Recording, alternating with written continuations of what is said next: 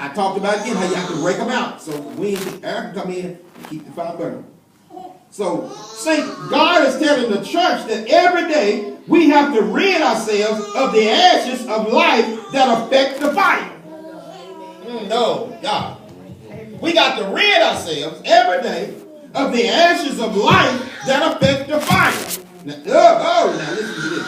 Fire burns the unnecessary stuff out of lives and turns it into ashes. Oh, God. Fire burns, what's the unnecessary stuff? That stuff that's not of God.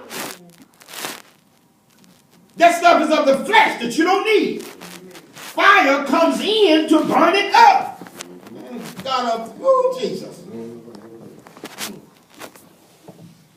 Oh, God. Oh, God.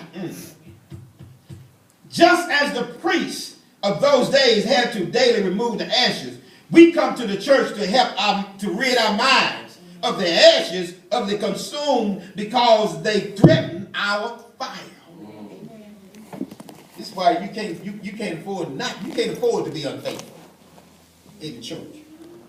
You need to be in church every time the church door is open. Because your mind needs, the ashes of your mind need to be cleansed.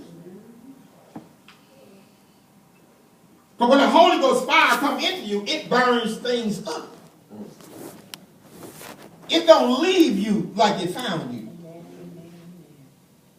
The day of Pentecost, when the Holy Ghost fire came upon the disciples, they became different. They weren't the same no more. That's why Jesus told them to go to the upper room and stay, and the promise of the Father was going to come. And once the promise of the Father came, they changed. They weren't the same people staying in that upper room 10 days. They changed. So, the priests of those days removed those ashes. So some of us, as we said, have burned sin. Some of us have burned sin